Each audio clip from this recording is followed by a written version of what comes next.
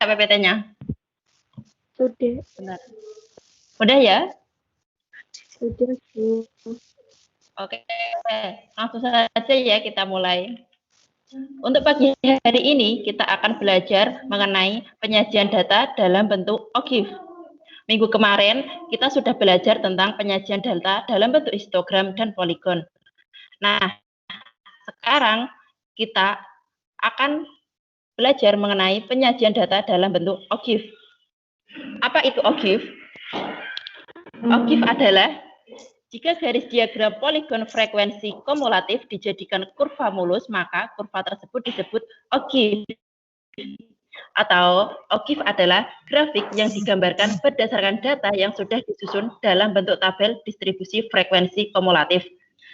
Sebelum ke penggambaran OGIF, kita perlu tahu apa itu yang namanya frekuensi kumulatif kurang dari atau FKK, dan apa itu frekuensi kumulatif lebih dari atau FKL. Nah, frekuensi kumulatif kurang dari atau FKK adalah menyatakan jumlah frekuensi semua nilai data yang kurang dari sama dengan nilai tiap kelas. Sedangkan frekuensi kumulatif lebih dari atau FKL adalah frekuensi yang menyatakan jumlah semua nilai data yang lebih dari sama dengan nilai tiap kelas. Selanjutnya yaitu macam-macam OGIF. Yang pertama yaitu ada OGIF positif, dan yang kedua yaitu ada OGIF negatif.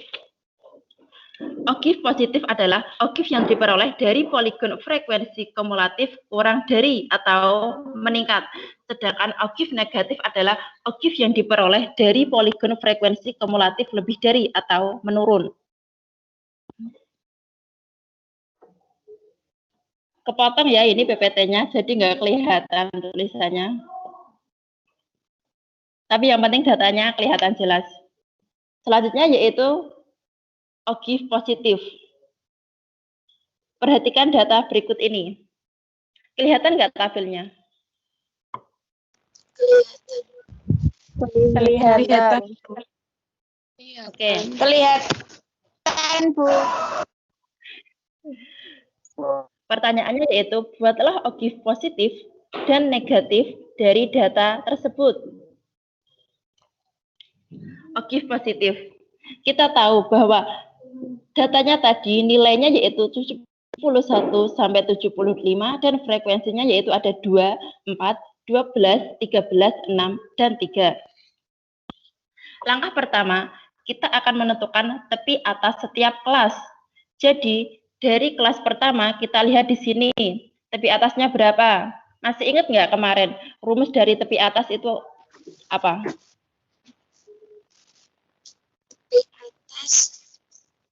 Tepi atas yaitu tepi atas kelas ditambah 0,5.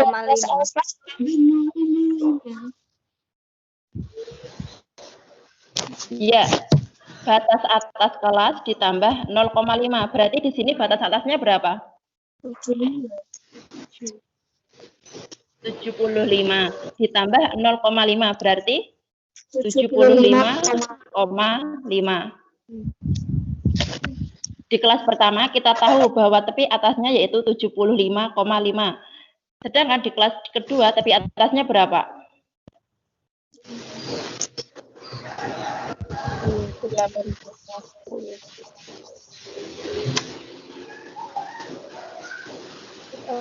80,5 ya, dan seterusnya. Sudah paham kan kemarin tentang tepi kelas, tepi atas dan tepi bawah? Nah, langkah yang kedua, setelah kita menentukan tepi atas, kita akan menentukan frekuensi kumulatif kurang dari. Kita lihat tepi atasnya. Dari kelas pertama, tepi atasnya tadi kan 75,5. Kita punya tepi atas 75,5. Berapa frekuensi yang kurang dari 75,5? Frekuensi yang kurang dari 75,5 yaitu ada 2. Maka frekuensi kumulatif kurang dari yaitu 2. Selanjutnya, untuk kelas kedua, kita punya tepi atasnya yaitu 80,5. Berapa frekuensi yang kurang dari 80,5, yaitu ada 2 dan 4. Maka kita tambahkan jadinya 6. Paham kan sampai sini? Selanjutnya yaitu kelas ketiga. Di sini diketahui bahwa tepi atasnya yaitu 85,5. Kita lihat frekuensi yang kurang dari 85,5 yaitu ada 12, 4, dan 2. Kita jumlahkan yaitu hasilnya 18. Maka kita peroleh frekuensi kumulatif kurang darinya yaitu 18. Selanjutnya nih, kita tahu bahwa tepi atasnya 90,5.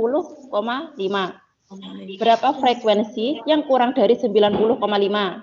Berapa aja, yo? 13. 2, 4, 12, 13. Ya, berarti kalau dijumlahkan hasilnya 31. Berarti frekuensi kumulatif kurang dari yaitu 31. Sudah paham kan berarti untuk menentukan frekuensi kumulatif kurang darinya?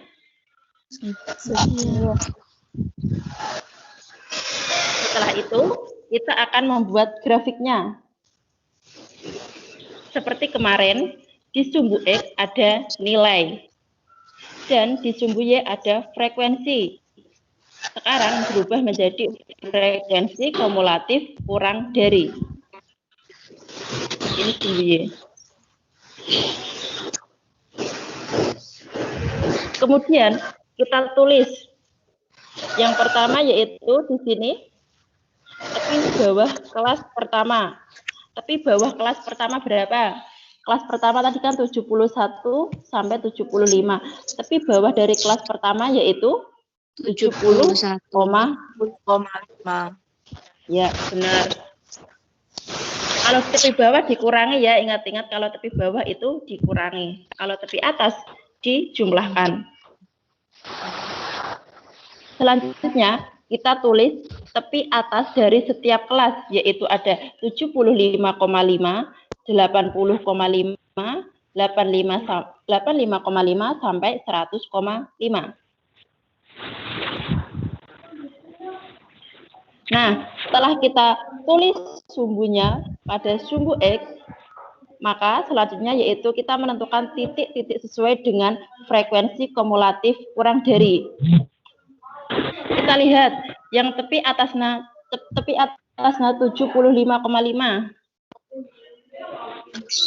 Yang tepi atasnya 75,5 berarti frekuensi kumulatif kurang darinya yaitu berarti 2. Ya, kita kasih titik di sini dulu ya. Ini 2. Terus selanjutnya yang tepi atasnya 80,5 berapa frekuensi kumulatif kurang darinya? 6. 6. Kita kasih titik di sini, kita kira-kira. Sampai selanjutnya, sampai 100,5. Berapa frekuensi kumulatif kurang darinya? 40. 40.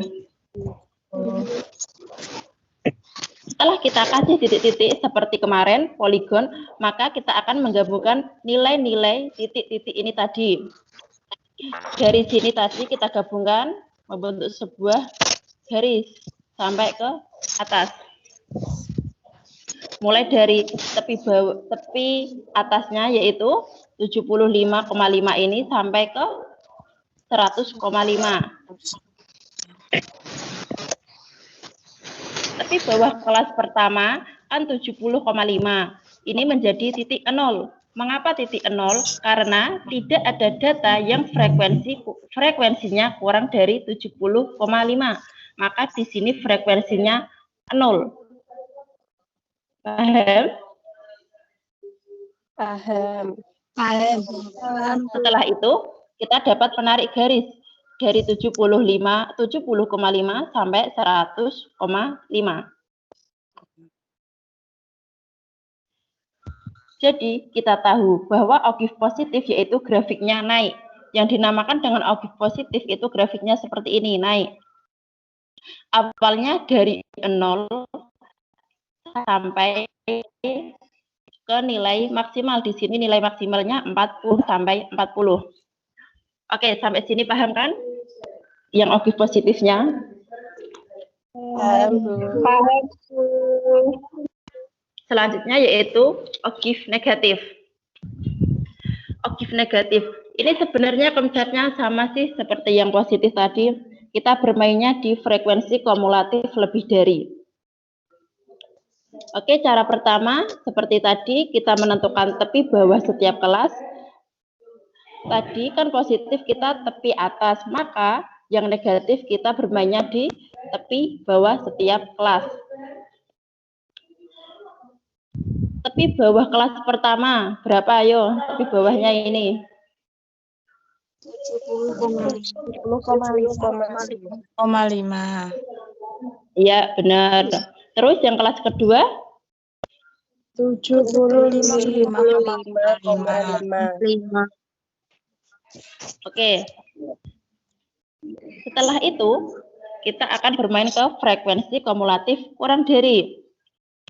Frekuensi yang lebih dari, di sini kan kumulatif lebih dari, maka untuk menentukan frekuensi kumulatif lebih dari yaitu berapa frekuensi yang lebih dari 70,5. Ada berapa aja?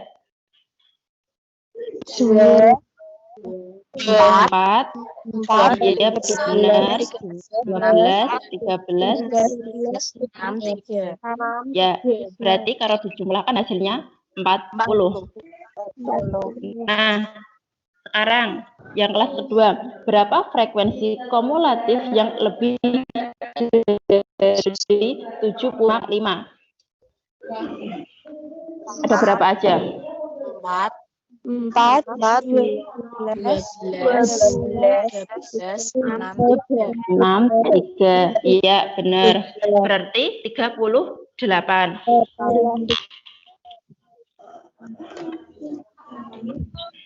Kita juga bisa menghitungnya yaitu 40 dikurangi 2, maka hasilnya 38. Lebih gampangnya lagi. Nah, untuk kelas ketiga, tepi bawahnya 80,5, maka frekuensi kumulatif lebih darinya yaitu 34.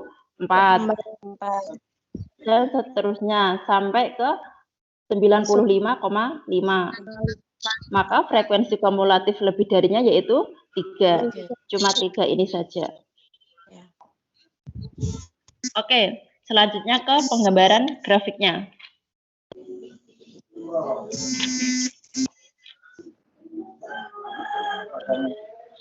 Seperti tadi, yang sumbu X kita kasih nilai. Sedangkan yang sumbu Y kita kasih frekuensi kumulatif lebih dari. Setelah itu kita menentukan titik-titiknya. Yang pertama sumbunya yaitu 70,5, 75,5. Kita tulis tepi bawahnya tadi yang sudah kita tahu bahwa tepi bawahnya yaitu ada 70,5, 75,5 sampai 95,5. Jangan lupa di sini ditambahin tepi atas. Tepi atasnya yaitu 100,5.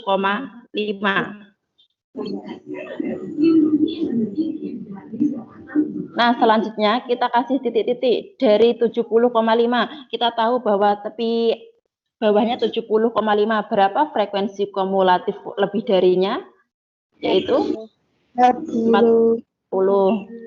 Benar, sedangkan 75,5 frekuensi kumulatif lebih darinya yaitu 38. Sampai ke 95,5. Nah, yang tepi atasnya 100,5 kita kasih frekuensi 0. Kenapa kita kasih frekuensi 0? Karena tidak ada data yang frekuensinya lebih dari 100,5, maka di sini frekuensinya 0. Kemudian dari titik-titik ini tadi kita dapat membuat garisnya, kita gabungkan dari 70,5 ke 75 sampai ke 100,5. Paham kan? Sampai sini? Oke, baik. Terus selanjutnya, jika dari kedua grafik tadi digabungkan, maka kita dapat menggambarnya seperti ini. Kita jadikan satu aja, tidak usah dua gambar, biar menghemat waktu juga menghemat kertas.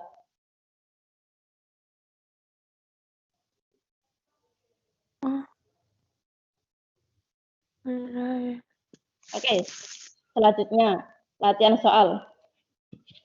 Bisa di screenshot dulu. Ini datanya seperti kemarin ya. Dari data tersebut, buatlah frekuensi kumulatif kurang dari dan lebih dari. Selanjutnya, gambarlah oktav positif dan oktav negatifnya. Ini jawabannya bisa dikirim di chat meet seperti biasa ya. Iya, Jika ada pertanyaan bisa ditanyakan melalui link atau PC juga bisa, nggak apa-apa.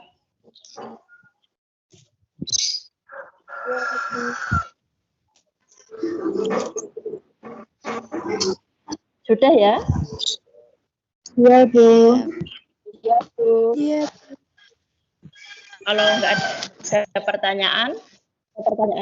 pertanyaannya nanti bisa ditanyakan di Meet atau di WA.